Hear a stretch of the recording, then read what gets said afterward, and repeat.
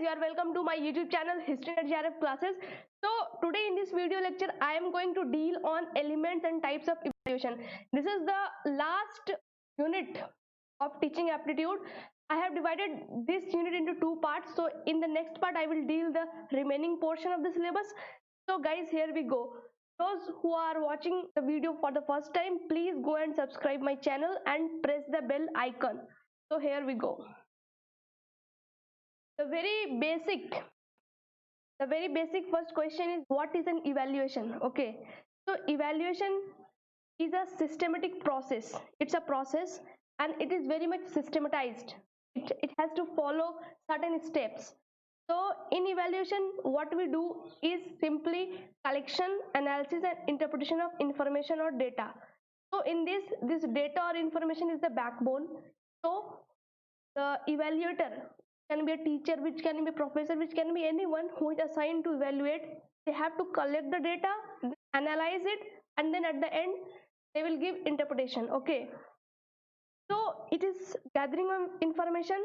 So here we can understand it in step by step how it goes. First, information is gathered, then it is measured. After measurement, comparison is made. Say for example, there is a class of 40 students, so each student's data is collected and after that it is measured and then the comparison is made so that you can evaluate, okay, who is the topper, who is scored the highest, who is scored the lowest. So that can be done. After this comparison, the assessment is made. Okay, and when this assessment given value, it becomes evaluation. Okay, so remember this: first assessment, then placement of value, and then at the end it is evaluation. So this was all about evaluation. Next, what are the characteristics of evaluation? So it has two characteristics. One, it is very comprehensive. Comprehensive means it covers all aspects of child's development using different techniques. I will deal on techniques in coming slides. And it is continuous. Why it is called continuous? Because it occurs at a regular interval. When we look into the phases of evaluation, then we will understand this continuity process. So simply CC, it is comprehensive in nature as well as continuous in nature. So these two are the characteristics or nature of evaluation. Next is, what are the elements? Okay, what are the elements that constitute evaluation? So the first thing is that what is the purpose, why you want to evaluate. Then evaluation of whom, who are your audience, adult learner, adolescent, young, who are the audience, who are the target group. Then what are the objective of evaluation, why you want to do, what are the parameters that you want to assess, then what are the resources that you have to carry out that evaluation process, how you collect the data and how you made a comparison, what techniques you are using. Then evidence, what kind of evidence is it. Then we have data gathering techniques. Okay, then it's analysis, and at the end it's reporting to parents. So these are the elements of evaluation. Next we have types of evaluation. So I have divided these types of evaluation on the basis of different criteria. The first one is on the basis of basic nature. So it is divided into two. The first one is quantitative techniques. Okay, so in quantitative techniques we look into the measurements, values. So for example, written examinations are conducted, oral examinations are conducted, or practical examinations are conducted. So it comes under quantitative techniques, and through this technique data are collected and then later on assessment is done and then value is placed, and at the final we have evaluation. The next is qualitative techniques. In this qualitative techniques we don't look into the quantity, we don't look into the measurement, we don't look into the score of the examination. We try to understand the behavior of a person, we try to know something more than the number. Okay, the first one that comes under qualitative technique is observation and interviews. So under this observation and interviews, you simply observe a person, you observe something else. Okay, then you made a recording of the data, and then you do assessment, whatever you want to do you do with that. And the other is interviews. So it is also evaluation of behavior, and these two, observation and interviews, it can be both in a controlled way as well as in an uncontrolled way. The second one is checklist, that you have a list of certain parameters, and then you, when you are evaluating, you try to, or when you are collecting the data, you try to match it, which one is fitting, which one is missing. The next one is rating scale. Okay, so you just give your opinion. For example, there is an audition going on in particular show. The judges are sitting there, they will give the points, they will give the values. Out of 10 they will rate out of 5, or they will give a plus a, whatever is the criteria to rate, they will use that scale. Okay, so it also come under qualitative techniques, because see, for example, when audition is going on, so in that you are not writing an exam, you are performing, and if the judges liked it, they will give you good score. If they don't, they will give you lower point, lower scale rating point. Okay, the last one is cumulative records. Under this cumulative records, we just know the detail of a person, for example, through their diaries, through the newspaper clippings. Say for example, if there is any murder of any famous personality, then this news media group, they will broadcast the information about them. So how they collect it? They collect it from the archives, from the newspapers, and from other different sources. So these comes under qualitative techniques. Another division is on the basis of phases of instruction. Okay, because teaching learning is a continuous process, and at the same time evaluation is a systematic process. So when this teaching learning process is going on, during that period, evaluations are done at the at 4 level. The first one is at placement evaluation. It is also known as entry behavior.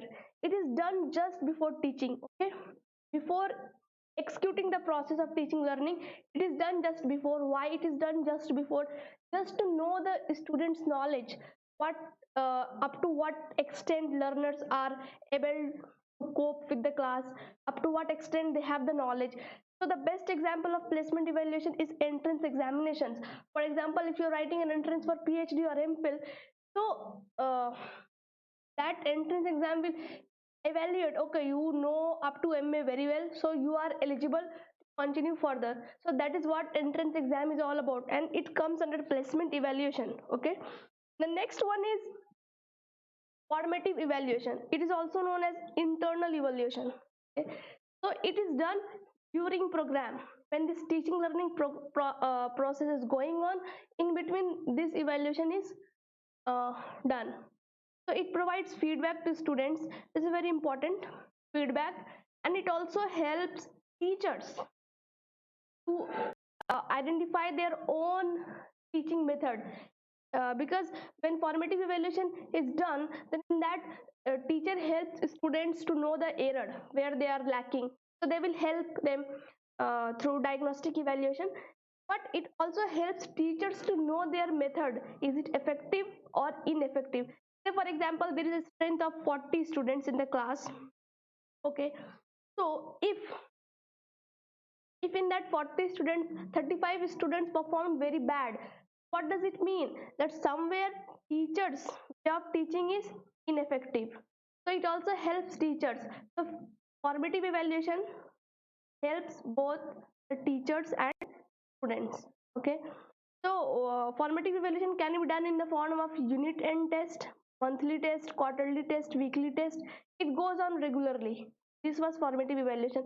Next is diagnostic evaluation. It comes after formative evaluation. Why? Because it helps to provide an explanation for the cause of problem. Under formative evaluation, the feedback was given, right? The help of this feedback, the problem can be pointed out where the student is lacking, and then this diagnostic evaluation is executed, is done, so that students can know their problem, can know the cause of their problem, and it will help in improving the course. So it is very much remedial in nature, and it is done at any point of time. It is not fixed, but it will be done only after formative evaluation. That is for very sure, because after formative evaluation only, the teacher and the learner both will come to know that where they are lacking. Then only after knowing the cause of problem, after knowing the problem, you will know the cause of problem, and then you can improve that. You can strike out that problem with this diagnostic evaluation. Next and the last, of the phases of instruction is summative evaluation. It is also known as external evaluation, and it is done at the end or completion of the course. The first one was placement, then we had formative, then we had diagnostic, and at the end we have this evaluation. Okay, so what is the purpose of this evaluation? It is to determine to what extent objective of instruction has been achieved. Because I have told you in earlier videos also that teaching learning process is governed by a set objective.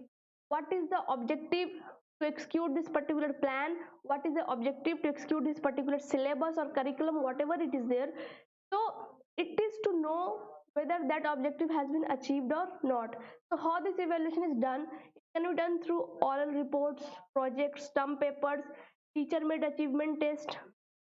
On the basis of summative evaluation, this grading is done, this SGPA or CGPA you can say. So these things comes after summative evaluation.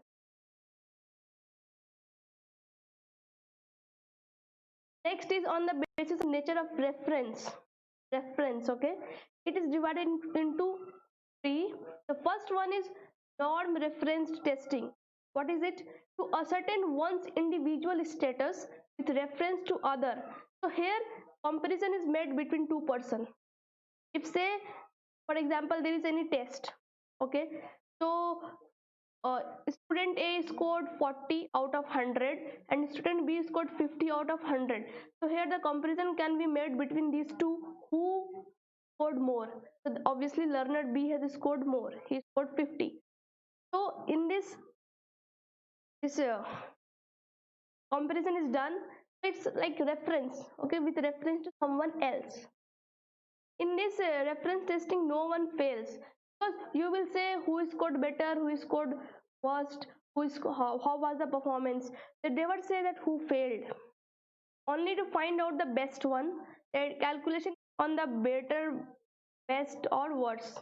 So in this way this rating is done, who was at the top, who was second, who was third. So in this way, so it comes under norm referenced testing. For example, server stood third in the class. When we are saying server stood third in the class, that means we are comparing server with other two person who have stood first and second in the class in the same exam. Okay, the other one is example, Mahesh scored 78 percentile. When we are saying Mahesh scored 78 percentile, it means 22% performed better than him, right? It can be inferred from this statement. So norm reference testing can be done through college entrance exams, because when you are writing an entrance exam, you are listed according to your score. And then cutoff is set, but that doesn't mean that someone failed. The thing is that someone might have not achieved that cutoff and are out of the list, but that doesn't mean that the person has failed. Or GRE score or IQ test, theater auditions. So if there is any audition for any role, two persons have given audition in that, so one is selected and other is not selected. That doesn't mean that the other is bad, other has failed.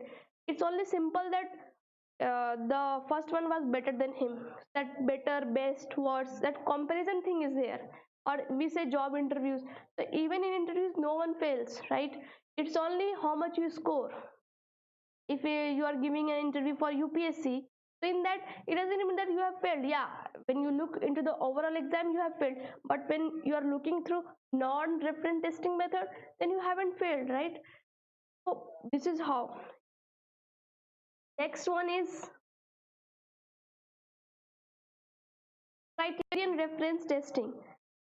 So in this criterion, certain criteria or standard is set, and according to uh, with reference to that criteria, standard or set belief, evaluation is done.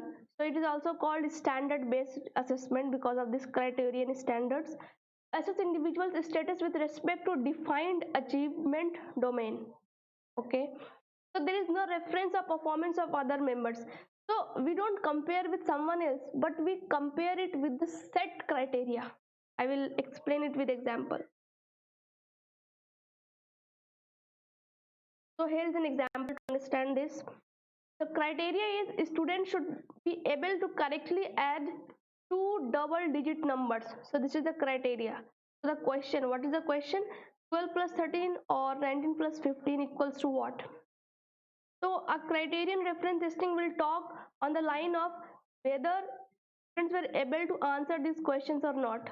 Okay, so this is the criteria that students should be able to correctly add these questions, right? So if they could not add, so they fail to achieve that criteria, to they fail to fit in that criteria. But in norm reference testing, it will talk on who scored more or who scored less, right? For example, there are two students who are appearing for this test. So one student has corrected only one question, another has corrected two questions. So here comparison will be made who done better. But in criterion, the one who failed to correctly add these numbers, it will be they will be qualified as disqualified, like they couldn't fulfill the criteria. So these are the differences. I hope you understand. So shall uh, I should explain it once again. So simply is that in criterion we talk about set standard. In norm we don't talk about set standard, we compare it with someone else. Okay, so here we had example that criteria is student should be able to correctly add two double digit numbers.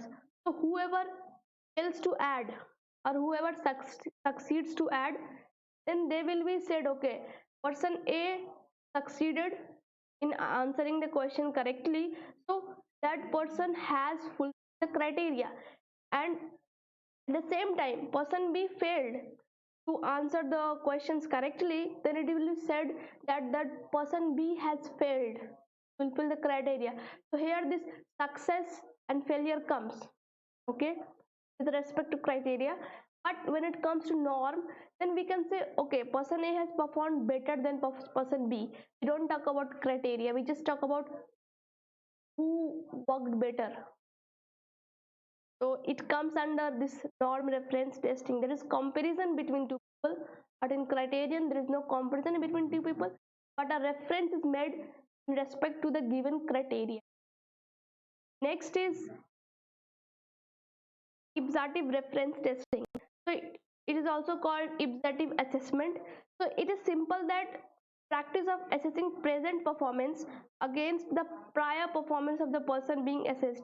For example, if you are doing any workout, okay, so if you have started 3 months ago, so 3 months ago you were not able to do push-ups, but now after 3 months you have almost mastered in it. So here comparison is done between the previous and the present performance of the same person. Okay, it here comparison is not made with someone else. If that is done, then it becomes normative. Okay, so this was Ipsative referenced testing. The last distinction on the basis of purpose. So on the basis of purpose, evaluation is divided into four. The first one is diagnostic test. It is also known as remedial course. I have discussed this diagnostic evaluation under phases of instruction.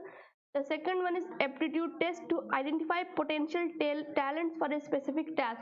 There is particular task, whether that student is able to do it or not. Then to identify that, a test is conducted and it is called aptitude test.